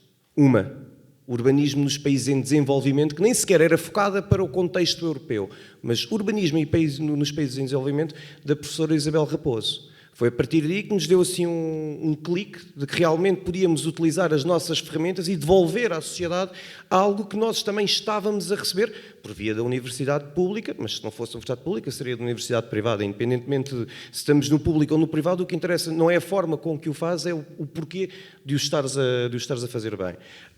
E durante anos a fio, efetivamente senti esta coisa que a Joana falava, que era um bocadinho um andar em solidão. Tínhamos ali um conjunto de pessoas que estavam muito, muito engajadas, muito, muito preocupadas com estas matérias, mas depois também tínhamos um conjunto de grupos de investigação que estavam mais preocupados com sustentabilidade ambiental, com tectónica, com poesia, com todas as áreas fundamentais à arquitetura. Não estamos a dizer que umas são melhores do que outras. O meu medo ao dia de hoje é de que, efetivamente, sinto mais pessoas, e ainda aqui há a segunda questão que o Tiago coloca, que é se isto vem dos alunos. Sim, também vem muitos alunos, mas também vem muito dos professores. Eu próprio sou professor na Autónoma e, como devem calcular, as minhas aulas, apesar de versarem sobre desenho assistido por computador e por geometria descritiva, naturalmente que tudo é arquitetura, tudo se toca e falamos sobre temas. Mas sinto este pulsar nos alunos, que nunca nos esquecemos que as escolas são autênticos bastiões de pensamento livre. E quando efetivamente este pensamento livre é atacado, e são várias as vicissitudes que ao dia de hoje nos levam a esse ataque, seja a guerra na Ucrânia, seja o massacre na Palestina, seja até mesmo esta questão dos rústicos para os urbanos, que está aqui a fazer um ataque deliberado àquilo que é a coesão socioespacial. Naturalmente que as escolas emergem, e a massa das escolas são os seus alunos, e há aqui uma emergência da sua massa mais importante, que são, uma vez mais, que são os alunos, não são os corpos docentes, são os alunos, que têm aqui esta atitude quase de rebelião. Portanto, sim, sentimos isto a crepitar. E faço só aqui lanço aqui um repto para pensarmos. Eu acho que nunca senti a escola tão desacreditada como ferramenta de emancipação como tenho sentido, pela percepção que tenho nos discursos que ouço, seja por rendimento passivo, seja pela malta, por haver aqui toda uma ultraliberalização dos discursos, de que efetivamente um curso superior acaba por não ser uma via viável de mercado, até mesmo dentro das próprias famílias e em algumas percepções de que também alguns alunos as têm. Se nós não conseguirmos contrariar estas percepções, então aquilo que é todo o conhecimento no qual assenta um Estado de Direito, todo aquilo que é confiança que assenta uma vez mais num Estado de Direito, poderá estar periclitante. E sim, as universidades, respondendo agora diretamente à tua primeira pergunta, até onde é que as universidades podem ir? As universidades têm de ir até onde sintam que devem ir. E no nosso caso, nós queremos estar no terreno, nós queremos estar a apoiar as associações, nós queremos, a partir deste apoio direto com as pessoas na rua, com as comunidades, com organizações de terceiro setor, o que for, criar baterias de dados, criar informação para que possam diretamente influir e interceptar as políticas públicas. Portanto, eu acho que a universidade poderá posicionar-se como alguém, como organização, como um setor que deve estar na co-criação de políticas públicas, porque, na verdade, também acredito nesta narrativa para todas as outras. Não se conseguem gerar inteligências coletivas se não existirem exercícios de participação que congreguem, convoquem todos os atores à mesa para poder refletir e decidir sobre aquilo que são os desígnios que lhes tocam direta e indiretamente. De outra forma, não se faz habitar, far-se-á outra coisa.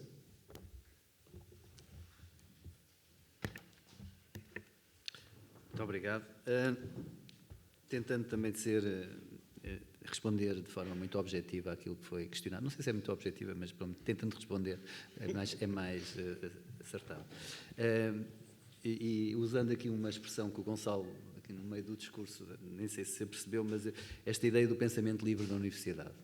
Há um título de um livro, suponho eu, do psiquiatra José Gama, não tenho bem certeza, mas que é Vivemos Livres numa Prisão.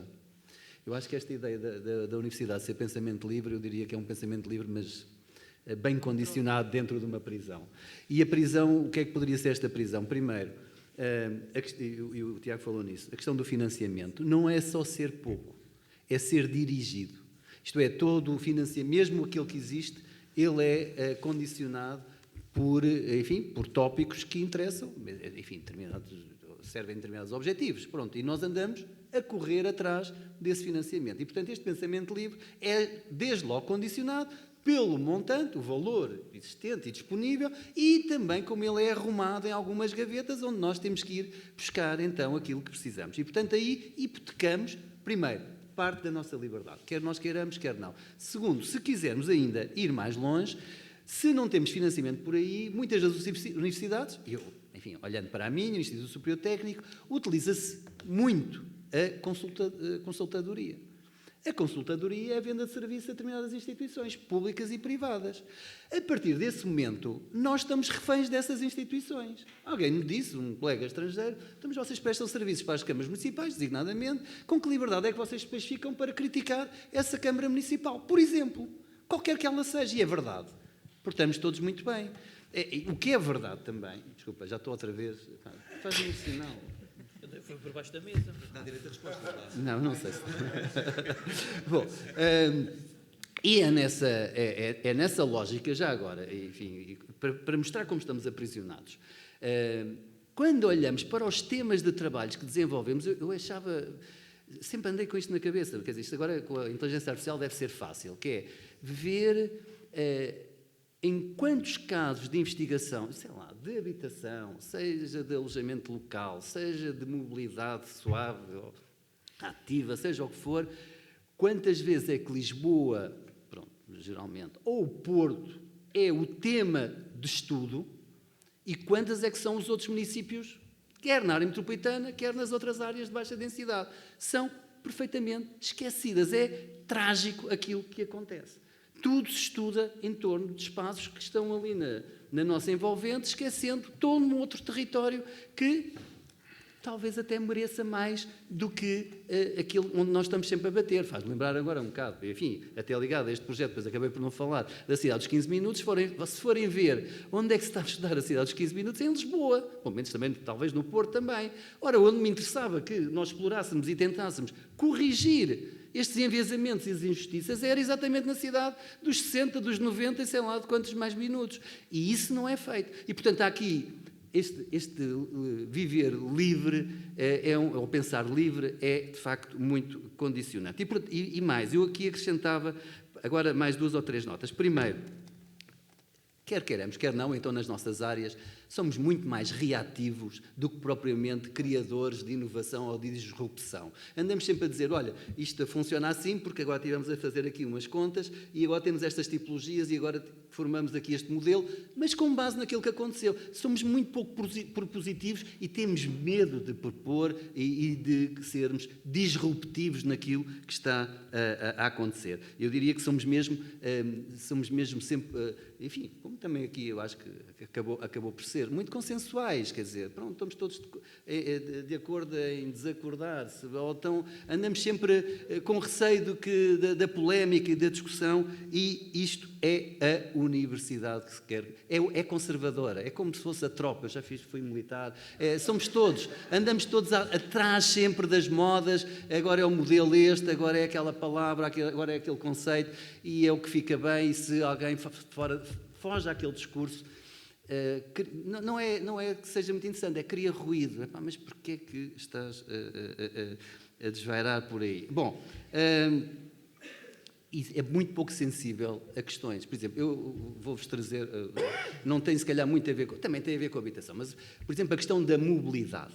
Pronto, só para a questão da mobilidade, se vocês forem ver a discussão e todos os contributos académicos, científicos, andamos sempre na mobilidade urbana, na mobilidade, agora, como eu disse, das cidades dos 15 minutos, e não está inscrito, eu sei, na Constituição, ao contrário da educação, ao contrário da saúde, ao contrário da habitação, mas a mobilidade é, de facto, hoje, para mim, o grande desafio do nosso país, dos nossos territórios, que é aquilo que permite aceder a uma rede que está mais ou menos definida, com algumas perturbações, mas nós não temos sistemas de mobilidade a funcionar fora das grandes cidades. Eu nem estou a falar das áreas metropolitanas, porque alguém queira fazer percursos transversais dentro das áreas metropolitanas, que nós estamos sempre a dizer que são as mais favorecidas, não consegue a não ser com a utilização do carro privado. Então, se saímos da área metropolitana, então as pessoas estão capturadas, estão fechadas em casa se não tiverem capacidade autónoma de se deslocar, ter um veículo. E nunca foi olhado para por exemplo, para esta dimensão ao longo de décadas. Percebem? Décadas. Eu trabalhei em sítios onde tínhamos, enfim, departamentos só de mobilidade, em ateliês, mas olhou-se sempre para aquilo que os clientes queriam, claro, ou para aquilo que se achava que era mais fácil ou mais interessante, e, portanto, foi-se deixando isso de lado. Portanto, a universidade nunca pegou nestes pontos, que é, de facto, algo fundamental para a justiça espacial e para a justiça territorial. Pronto, para não falar, já agora, e só para terminar, Pedro, pronto, vou terminar.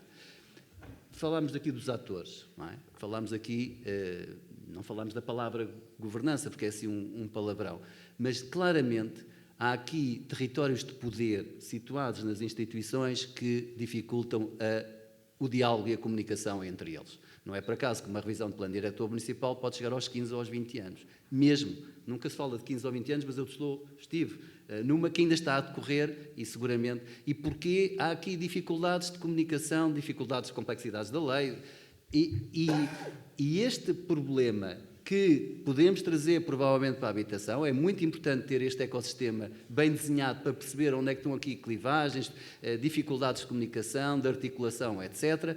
Ela é fundamental ser percebida, ser mapeada e ser oleada de maneira a corrigir essas dificuldades de comunicação. E aí as cooperativas têm o seu papel, porque se elas conseguem comunicar com as outras instituições, isso pode funcionar, mas também o público e também o privado. E só a última nota, eu não estou nada entusiasmado com o investimento público de habitação, porque o que tem, enfim, a Joana falou nisso, grande parte da reabilitação que estamos a fazer é exatamente, e as pessoas que vivem em dignidade habitacional em parque público, a segregação, grande parte da segregação, uma parte significativa acontece em habitação pública, e portanto há aqui a gestão que é trágica na habitação pública, e portanto eu diria sim habitação acessível, sim habitação pública, mas sim também repensar a forma como o Estado olha para o setor. Não é só ser a lógica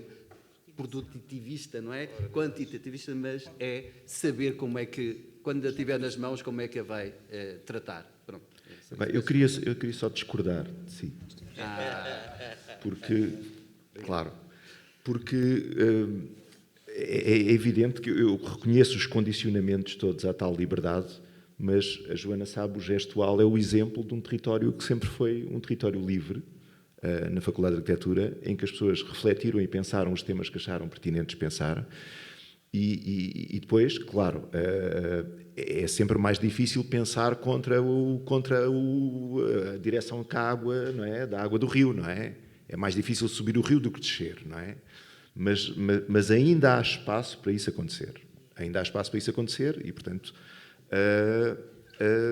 é só isso que eu quero dizer, não é? Como diz há um filme, O Querido Diário, do Nanni Moretti, que aqueles mais idosos conhecem, que ele diz que não é que não acredite nas pessoas, não é? Ele diz que tem dificuldade de estar com a maioria das pessoas. Pronto, é um bocado assim, não é? Acho que a universidade também não deixa de ser...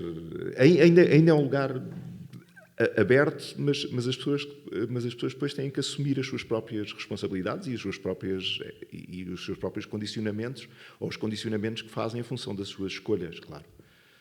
Mas eu não estou a falar na parte institucional, que de facto concordo que é como a tropa, não é? Há uma carreira docente, uma hierarquia. As pessoas querem chegar a generais e assim. Bem, 30 segundos. Espera, Joana. 30 segundos, assim, muito rapidamente. Há aqui duas nuances nesta mesa. Temos um conjunto de universidades grandes que aqui estão, como é o ISCTE, como é o Técnico, como é a Faculdade de Arquitetura.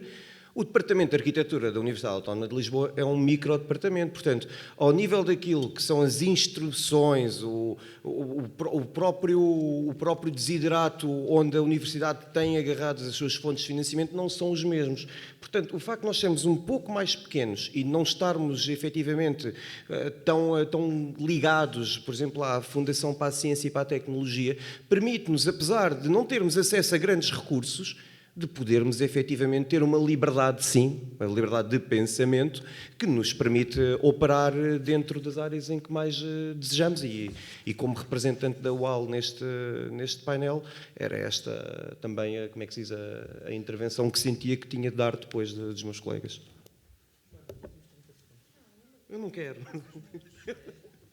Queres mais 30? Não quero, já estou despachado.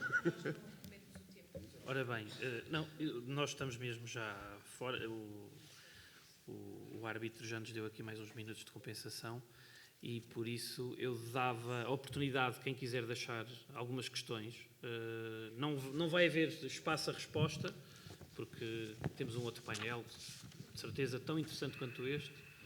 Duvido. Duvido. Posso avançar? Acabei de ser despedido. Querem então... Posso? Bom dia a todos.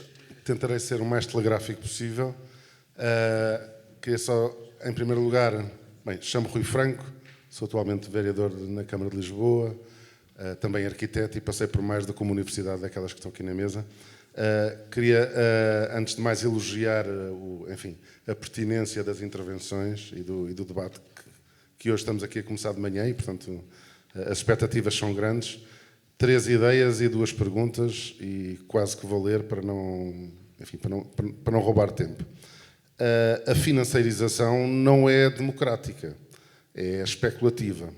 E, para além de ser especulativa, tem uma outra característica que nos dificulta a vida, é que age muito mais rápido do que as formas de regulação, em particular das formas de regulação democrática.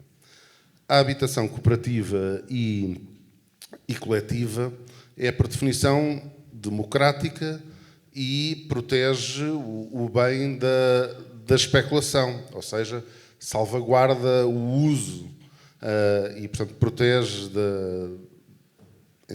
do abuso sobre o uso. Agora, a questão é, neste país e no mundo civilizado em geral, a cota de modelos protegidos da especulação são entre o irrelevante e o inexistente, não é? Ainda para mais num contexto onde o poder democrático, o Estado, em Portugal, diferente de outros países onde a resiliência é maior, não é proprietário de quase solo nenhum e, portanto, tem os seus métodos de regulação, enfim, não quero ser pessimista, mas pouco mais que teóricos. Depois, nesta voragem da financiarização, aquilo que eu temo é que não tenhamos a velocidade nem os recursos para, de facto, contrariar a voragem. Portanto, as perguntas são: como é que, neste contexto, podemos almejar a resgatar imobiliário para uso habitacional? Ou seja, no fundo, o que eu estou a dizer é, uma coisa é a produção, mas num contexto onde o ponto de partida é basicamente zero. E, portanto, quando todo o parque está no mercado, como é que podemos resgatar algum desse parque para o uso habitacional e, portanto, retirá-lo desse abuso da financiarização? E, para isso, a segunda pergunta, que políticas é que podemos ter? Obrigado. O meu nome é Clara Santos, eu venho da Universidade de Coimbra, da Faculdade de Psicologia e mais da área de Serviço Social e Políticas Públicas. Venho também a representação do Partido Livre, que me pediu para vir aprender convosco um bocado que estamos aqui a falar. E eu tenho, para já dar-vos os parabéns, eu estou a aprender imenso, estou a gostar imenso das discussões e da forma como é possível. É também possível ver isto ao lado da psicologia e da área das políticas públicas, nomeadamente da parte da implementação das políticas públicas, que é a nossa maior preocupação, porque pensamos que o texto está muito diferenciado entre o texto e a prática, há um gap muito grande. A primeira questão tem a ver com a cidade de 15 minutos. E a cidade de 15 minutos relembra-me claramente as questões que se colocam às periferias das cidades. E de que forma é que as cidades de 15 minutos podem não ser uma densificação do centro e uma densificação dos centros da cidade e não uma diluição das periferias, quer sejam elas geográficas ou simbólicas. A questão é que dentro das cidades existe uma centrifugação e neste momento temos periferias que estão muito ausentes do acesso a serviços públicos, privados, de arte, cultura e outras zonas que são importantes para a prática e para o exercício da cidadania. Relativamente ao programa Primeiro Direito, preocupa-nos muito a questão entre o texto legal e a sua implementação. Portanto, nós conhecemos casos em que, por exemplo, jovens que pediram apoio ao primeiro direito para a compensação da renda, logo o texto político é completamente difícil de implementar, uma vez que o teto de cada renda possível, não é? Imaginem, em Coimbra, o teto, a renda só é possível, ou um jovem só pode aceder a uma renda, se o proprietário lhe alugar um T1 por 650 euros. Não há T1s por 650 euros em Coimbra. Logo, os jovens não podem aceder a esse direito, ou então entram num sistema informal com o arrendatário relativamente baixa-me a renda, eu pago-lhe por baixo para conseguir do Estado. E isto acontece não só ao nível do sistema de apoio à renda, mas no sistema de apoio à renda acessível e no sistema de apoio à habitação acessível. Existe um conjunto muito diferente e um gap muito grande entre o texto legal e depois essa implementação da rede. E isto era algo que eu gostaria de ter ouvido, portanto, se puderem depois mandar, também era importante. Também aquela questão dos 15 minutos. E depois, ainda não menos importante e que me preocupa fundamentalmente, que tem a ver com, e o colega dizia que um plano diretor municipal demora entre 15 e 20 minutos. 20 minutos. Isso era tão bom assim. Não, 15 e 20 anos, isso era fantástico, não era? Não, mas de qualquer forma, 15 a 20 anos. Eu acho isso inaceitável. 15 e 20 anos, isto é o Portugal que temos, não é? Ou seja, a implementação de uma política demora tanto tempo que ela caduca. Pelo que muito do que se fala nas novas formas de viver tem a ver muito também com aquilo que é exigível e que se tem que exigir ao Estado, nomeadamente ao nível da implementação burocrática do Estado. Realmente as pessoas perdem-se nos balcões do Estado, especialmente as populações mais vulneráveis. Aqui, quem não viu, por exemplo, o filme I, Daniel Blake, aconselho a ver, porque é um sistema bem paradigmático dos nossos sistemas de proteção social, mas que não pode ser, não podemos. 15, 20 anos, não dá. Obrigada.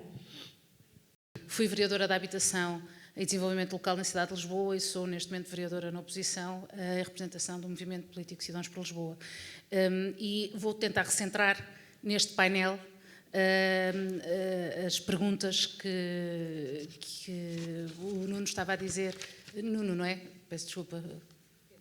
Pedro, estava a dizer que a rede depois responderá. Eu espero que as pessoas que estão nessa mesa possam ajudar a rede a responder. Há anos e anos que acompanhamos com a rede e com outros companheiros e companheiras sobre aquilo que é a implementação de um outro modelo de vivência, um outro modelo cooperativo, que são as cooperativas de propriedade coletiva, sabendo a dificuldade. E estou só a recentrar no tema do nosso encontro este fim de semana. E, portanto, saudar a rede mais uma vez por não desistir deste processo e deste modelo e depois de tudo aquilo que nós já falámos aqui hoje, nesta manhã, para início de conversa, sabendo nós, dentro do sistema capitalista que vivemos e da voracidade da especulação imobiliária e de tudo aquilo que nós enfrentamos, como é que a Academia pode apoiar, quer na sua investigação corrente sobre o território nacional e a investigação que estão a fazer noutros países, como é que nós conseguimos encontrar forma de, num país onde não há banca ética, onde o mutualismo praticamente é inexistente, como é que conseguimos, numa banca comercial, que se gere pela lógica da banca comercial e daquilo que é o vender, na banca não empresta a ninguém, vende serviço e dinheiro, e que é profundamente desconfiada do processo cooperativo clássico, se quisermos, mas ainda mais de um modelo cooperativo que não tem a propriedade, que não pode resgatar a propriedade num empréstimo a cada um dos seus cooperantes, porque a propriedade não é, cada um dos seus cooperantes não tem a propriedade do seu fogo e, portanto, como é que num sistema destes nós conseguimos, para além das cooperações que possa haver com a administração local e a administração central para reduzir os custos na cedência de terrenos ou imóveis, como é que nós conseguimos garantir uma forma de financiamento, volto a dizer, num país onde não há banca ética e onde não há o mutualismo e em que a banca comercial rules. Portanto, como é que nós conseguimos? Porque eu acho que esse é o nó górdio que nós temos enfrentado e que a rede tem muito resistido.